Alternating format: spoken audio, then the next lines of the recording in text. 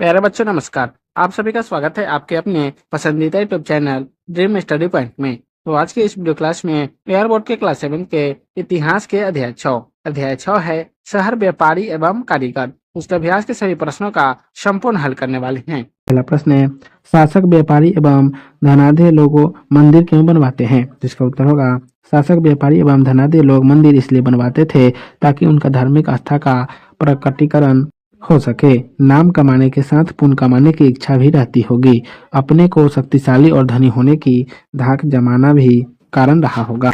2 number प्रश्न है, शहरों में कौन कौन लोग रहते थे? तो इसका उत्तर होगा, शहरों में व्यापारी, दस्तकार, शिल्पी, आभूषण बनाने वाले, सब्जी बेचने वाले, जूता बनाने वाले, रंगरेज आदि रहते थे।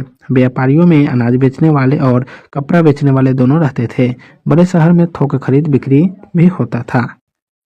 3 नंबर प्रश्न है, व्यापारिक वस्तुओं के यातायात के क्या साधन थे? तो इसका उत्तर होगा, व्यापारिक वस्तुओं के यातायात के लिए सड़क विकसित थे। सड़क पर बैलगाड़ी, घोड़ा, खच्चर सामान ढोने के साधन थे। दूर दराज पर व्यापार नदी मार्गों से होता था। तटीय क्षेत्रों में समुद्री मार्ग का उपयोग भी होता था। बंदरगाहों को अच्छी सड़कों द्वारा जोड़ा गया था। विदेश व्यापार समुद्री जहाजों द्वारा होता था। ऊंट भी सामान ढोने के अच्छे साधन थे। 4 नंबर प्रश्न है, 17वीं शताब्दी में किन यूरोपीय व्यापारी कंपनियों का भारत में आगमन हुआ? तो इसका उत्तर होगा, 17वीं शताब्दी में अंग्रेज, हॉलैंड, डच और फ्रांस के यूरोपीय व्यापारी कंपनियों का आगमन हुआ। पुर्तगाली 15वीं शताब्दी में ही आ चुके थे। 5 नंबर प्रश्न है, सुमेलित करें। पहला है मंदिर नगर, तो तिरुपति में। दूसरा तीर्थ स्थल, तो पुष्कर में। तीसरा है प्रशासनिक नगर, दिल्ली में। चौथा है बंदरगाह नगर, तो गोवा में। पांचवा है वाणिज्यिक नगर, तो पटना में। आइए समझे का 6 नंबर प्रश्न है, मध्यकालीन भारत में आयात निर्यात की वस्तुओं की सूची बनाएं। तो इसका उत्तर होगा, मध्यकालीन भारत में आयात निर्यात की वस्तुओं की सूची निम्न है। निर्यात की सूची में पहला हो जाएगा मसाले, दूसरा सूती कपड़े, तीसरा नील, चौथा जड़ी बूटी, पांचवा खाद्य सामग्री और छठा सूती धागा। और आयात की वस्तुओं में पहला हो जाएगा ऊनी वस्त्र, दूसरा सोना, तीसरा चांदी, चौथा हाथी दांत, पांचवा खजूर, छठा सूखे मेवे रेशम चीन से। 7 नंबर प्रश्न है, भारत में यूरोपीय व्यापारी के कंपनियों के आगमन के कारणों को रेखांकित कीजिए। तो इसका उत्तर होगा, यूरोपीय व्यापारी को भारतीय मसालों और बारीक मसाल की भनक लग गई थी। पहले तो भारतीय व्यापारी ने वस्तु लेकर यूरोप जाते थे और वहां से सोना चांदी लादकर समुद्र जहाज से भारत लाते थे। बाद में फ्रांस के व्यापारी मध्यस्थ बन गए और वे भारत से माल लेकर यूरोप जाने लगे। यूरोपीय व्यापारी यह काम स्वयं करना चाहते थे, उन्हें किसी की मध्यस्थता स्वीकार नहीं थी। सबसे पहले पुर्तगाल का एक नागरिक 1498 में वहां की सरकार की मदद से भारत पहुंचने का निश्चय किया। उसने उत्तमासा अंतरिक्ष का मार्ग पकड़ा और भारतीय तट पर पहुंचने में सफलता पाई।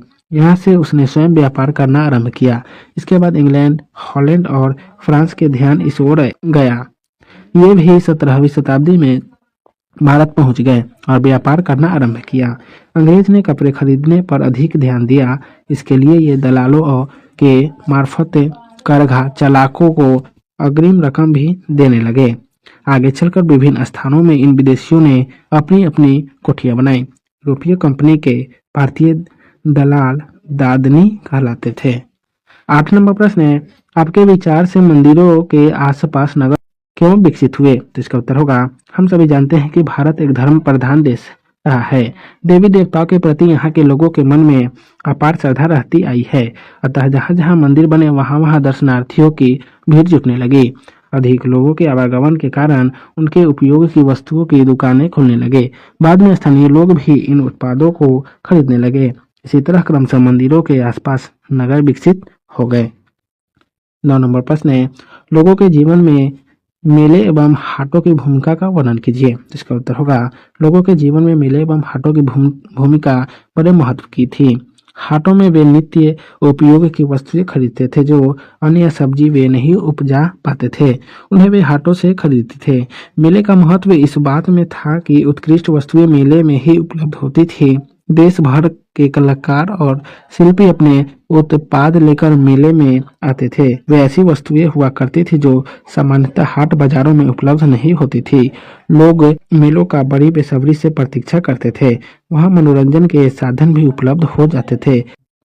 10 नंबर प्रश्न है, इस अध्याय में वर्णित शहरों की तुलना अपने जिलों में स्थित शहरों से करें। क्या दोनों के बीच कोई समानता या असमानता है? तो इसका उत्तर होगा, इस अध्याय में वर्णित शहर चारदीवारी से घिरे होते थे, लेकिन हमारे जिले का शहर चारों ओर से खुला है। वर्णित शहर जैसे हमारे जिले में भी खास खास वस्तुओं के खास खास मोहल्ले मोहल्ले हैं। यहाँ थोक और खुदरा दोनों प्रकार के व्यापार हैं। जिलों में सरकारी अधिकारी भी रहते हैं। राज कर्मचारियों के अलावा व्यापारियों के कर्मचारी भी रहते हैं। हमारे जिले के शहर में सड़क और पानी की व्यवस्था के लिए नगर पालिका है, जबकि वर्णित शहरों में इसका कोई उल्लेख नहीं है। रात में सड़कों पर रोशनी का प्रबंध है, जबकि वर्णित शहरों में इनका कोई उल्लेख नहीं है। 11 नंबर प्रश्न है, धातु मूर्ति निर्माण के लुप्त मोम तकनीकी के क्या लाभ हैं? तो इसका उत्तर होगा, धातु मूर्ति निर्माण के लुप्त मोम तकनीक के अनेक लाभ थे। पहला लाभ तो यह था कि इस तकनीक से मनचाही आकृति की मूर्ति बनाई जाती थी। मोम बर्बाद नहीं होता था। पिघल कर निकलने के बाद उसे पुनः ठोस रूप प्राप्त कर लिया जाता था। इस तकनीक में कम समय में अधिक मूर्ति बनाई जा सकती थी। तो आज के इस वीडियो क्लास को यहीं समाप्त करते हैं। फिर मिलेंगे नेक्स्ट वीडियो में। तो आप सभी को वीडियो देखने के लिए बहुत बहुत धन्यवाद।